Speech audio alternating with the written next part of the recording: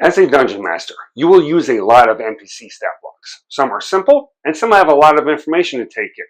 If you don't know how to use these stat blocks, you can easily miss key information. Trust me. This video is a response to a question from a follower on Blue Sky named Spurrioussburg. They wanted to know if I could explain NPC stat blocks. Hi, my name is Rich, and I'm a first-time DM. Let's look at several different NPC stat blocks and how to use them. There are three types of stat blocks: basic, more involved, and upper level. These are my categories, not official types. Before we start, just a quick note. With the new Monster Manual coming out in February, stat blocks will change in some ways, such as spellcasters will now have times per day uses for spells instead of spell slots. Here's an example of a new stat block for the Imp. The examples in this video will be for the old stat blocks, but as we have seen, the changes won't be too different with the new stat blocks.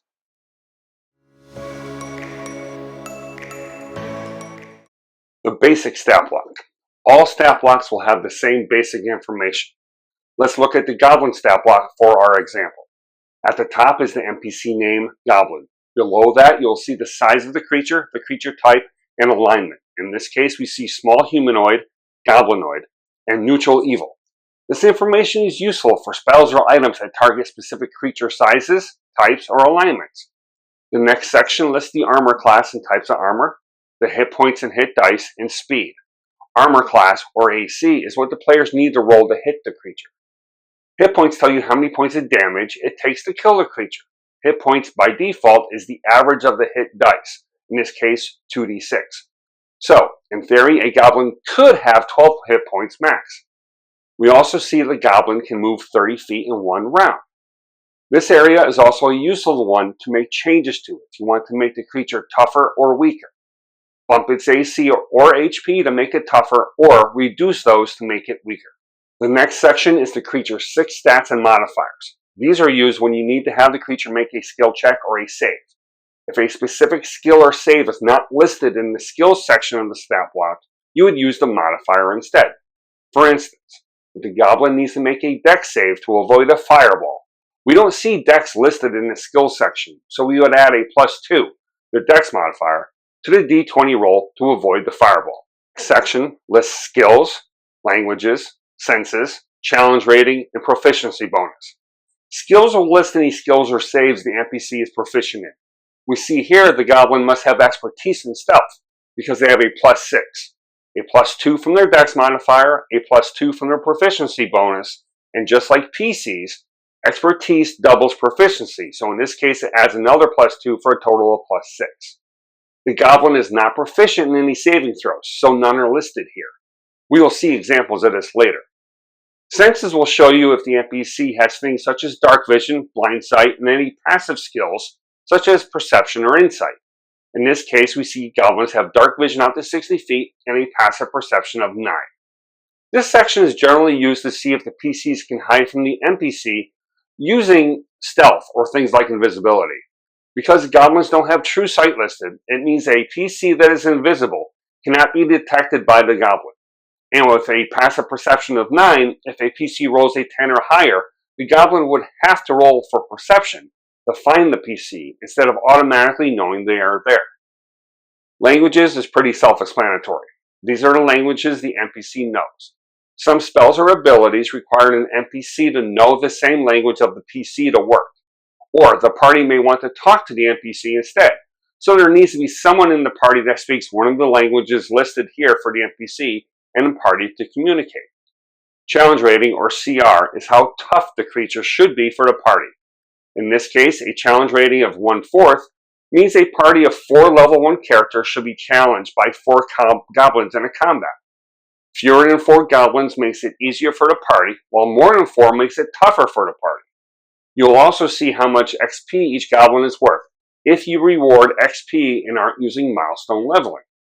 We briefly touched on proficiency bonus when we discussed skills, but this will tell you how much to add if you believe the NPC would be proficient in a skill not listed already.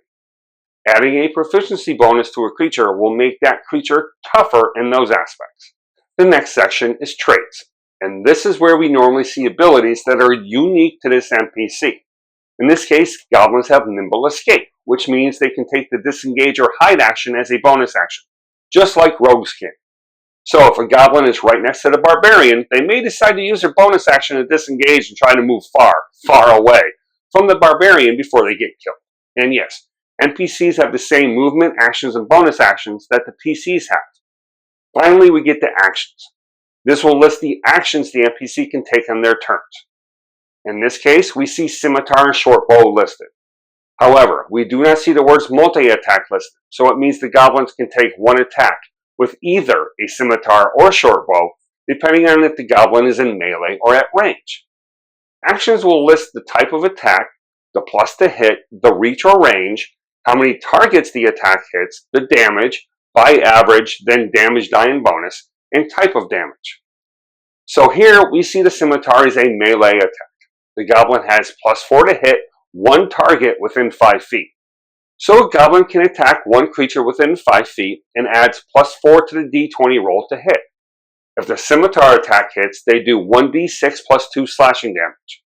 The 5 listed is the average damage, which you can use, or you can roll the damage dice and add the bonus.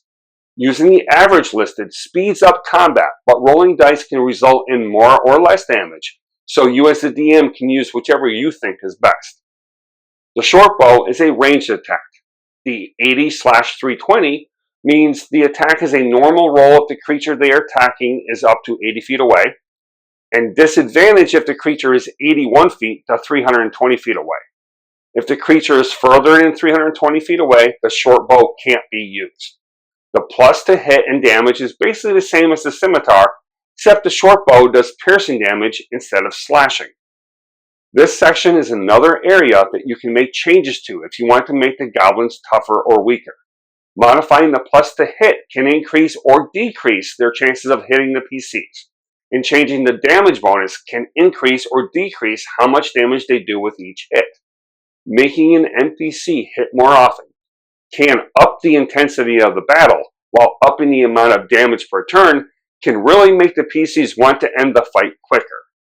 Below each stat block, we will generally see a brief description of the creature, which is great to use when first describing what the PCs may see approaching them or hiding in the woods. The more involved stat block. For the next example, we will use the troll stat block. I'm not going to cover some of the basics like I did for the goblin, but we'll point out anything I think you should be aware of. So here's the troll stat block. The basics are the same as the goblins. You do see, however, that the CR is 5, whereas the goblin CR was 1/4. Where it would take 4 goblins to challenge a 4-member level 1 party, here you can see 1 troll would challenge a 4-member level 5 party. And just a quick word about challenge rating in D&D 5e. We all know it is broken.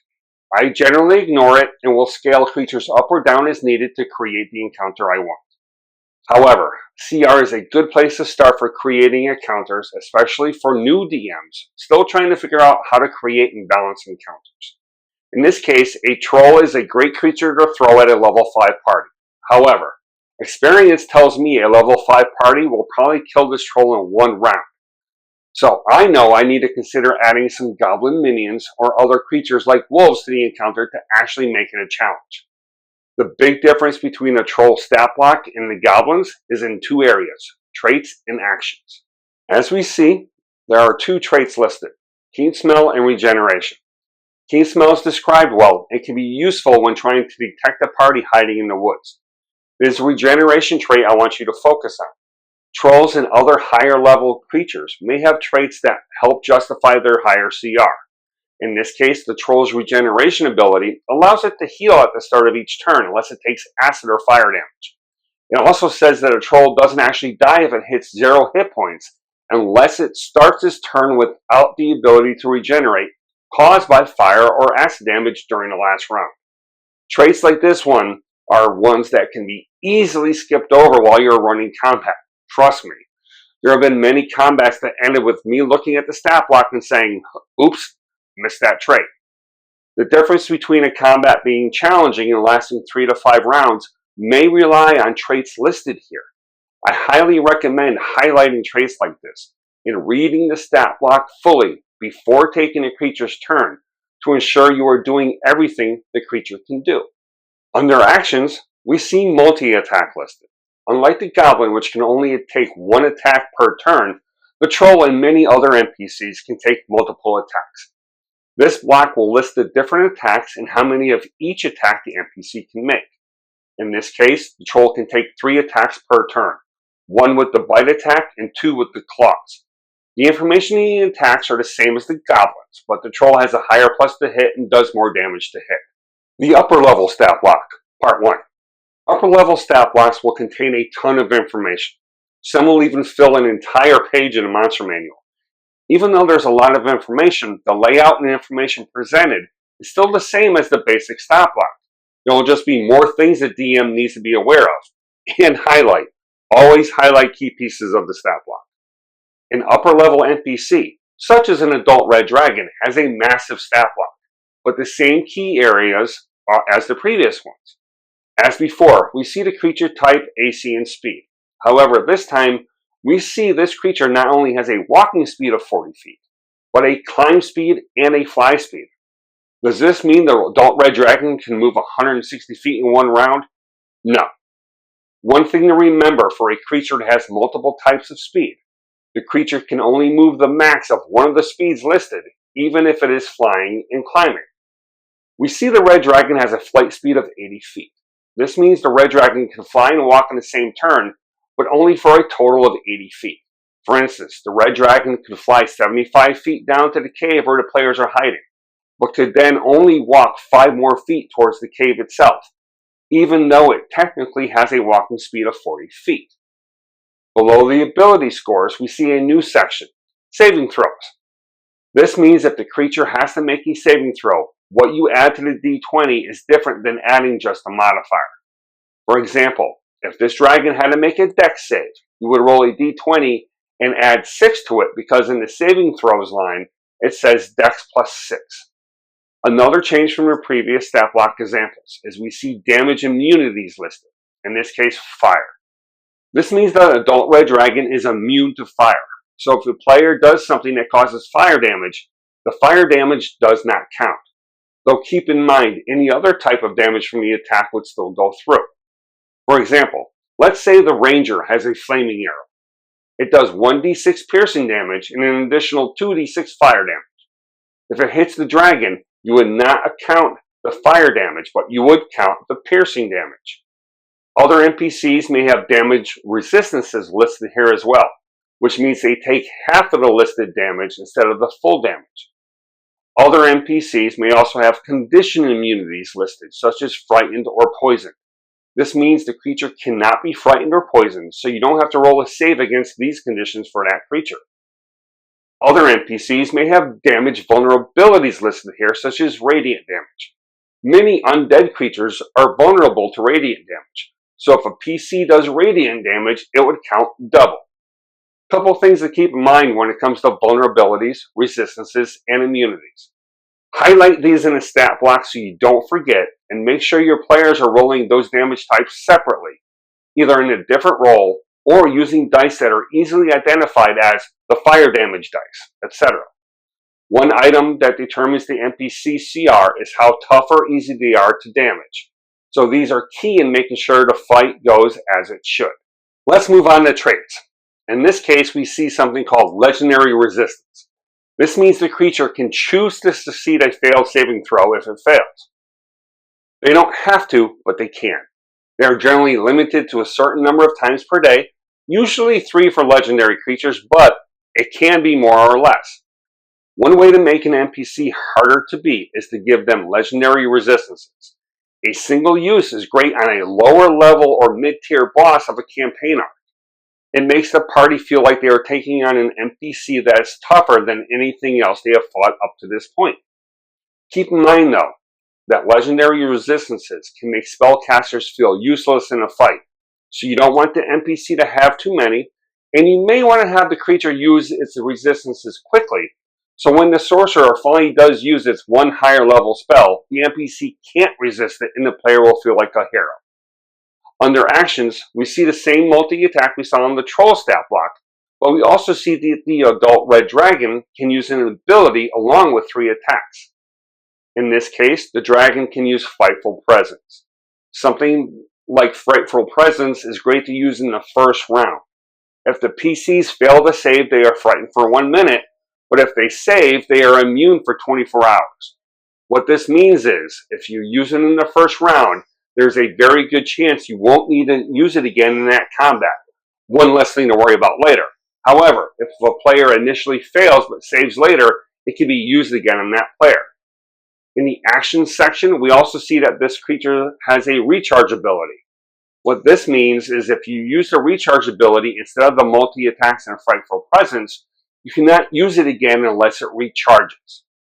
Basically, after you use it at the start of the dragon's turn, you roll a d6. On a 5 or a 6, the fire breath recharges and can be used again. On a 4 or lower, it doesn't recharge and you have to try again on the next turn. These types of actions are generally very powerful. In this case, the fire breath does 18 d6 fire damage on a failed save. So the recharge keeps it from being used round after round. I highly recommend you highlight this ability and keep track of when you use it and when it recharges. Also, just because it recharges doesn't mean you have to use it that round. After all, the players may not be grouped together to truly take advantage of it, so sometimes saving it is best. You only have to roll for a recharge if it has been used, so if you don't use the ability, it is good to be used the next turn if possible. The adult red dragon has something else special: legendary actions. Many higher level creatures will have legendary actions. These are the actions the NPC can take after another creature's turns. They are limited to a number of actions per round, usually 3 actions total, and they reset at the start of the NPC's turn. Usually there are 3 actions possible, each costing a different number of actions. In this case, if the dragon uses 1 action, they can detect, or they can make a tail attack, using the tail attack information in the action section. For 2 actions, they can make a wing attack. Legendary actions are a way to balance action economy between the NPC and the PCs. Action economy is how many attacks each side can take in one round. For example, a party of 4 level 8 fighters can take 8 attacks per round, not counting reactions or action surges, while this adult red dragon can take 6, 3 normal attacks plus 3 legendary actions. Too big a difference in action economy can swing a fight in favor to one side. If the action economy is even, how much damage this side can give out and take and how hard it is to hit either side is where the difference in the fight will be. When I am creating an encounter, action economy is the first place I start. Legendary actions are another way, along with legendary resistances, to make a creature feel deadlier than it usually is. It will make the party feel more heroic when they defeat it. The first time you use a creature that has legendary actions and legendary resistances, the looks on the players will be priceless as they realize they have just reached another level of playing this game. The upper level stat block, part 2. Some creatures, such as this adult red dragon, have other things they can do than what is listed in the stat block. On the same page as the stat block, or next page of the stat block takes up the whole page, is something called lair actions. Lair actions only can be activated if the combat is within the creature's lair. Fighting an adult red dragon in the open is much different than taking them on inside their lair. Lair actions are activated on initiative count 20. They go after any other creatures or players that have a 20 for initiative. These actions are generally something that happens in the lair itself. In the case of the adult red dragon, magma can erupt from the ground itself can shake, or gases form in the lair. Each action will have its own description, damage, saves, and effects. Also, the same lair action cannot be used twice in a row, so you need to keep track. I also recommend adding lair actions into your initiative tracker so you don't forget to use them. Below lair actions, you see something called regional effects. Truly legendary creatures not only affect their lair, but in time they affect the land around the lair as well. These effects are useful in describing the area around the creature's lair, especially if the players are not aware that a legendary creature is close by. In the case of the adult red dragon, the players may be miles away from the dragon's lair, but feel tremors in the ground, or portals to the elemental plane of fire may appear. Regional effects are a great way of foreshadowing what is to come without ruining the surprise of the adult red dragon dropping in on the party. Thanks, Spurious Bird, for the video suggestion. Hopefully this video gave you the help you're looking for. If anyone else has a question they want answered or a specific topic they want to see addressed, leave a comment below, find me on Blue Sky, or shoot me an email. My Blue Sky link and email address are in the description below. Thanks, as always, to @KMarie. She's the artist behind the logos you see in my videos, my merch site, and across social media. Be sure to join my Discord channel, check out my merch site, and follow me on social media. Links to all those in the description. If you're a DM, check out my Dungeon Master Tips playlist for DM tips. If you are a player, be sure to check out my Player Tips playlist too. I also have a couple videos up regarding the new 2024 rules, so if you are interested in how the new rules are in actual play, be sure to check them out too. Thanks for watching. Remember to be kind to each other, accept each other, and love each other. Now let's roll some dice.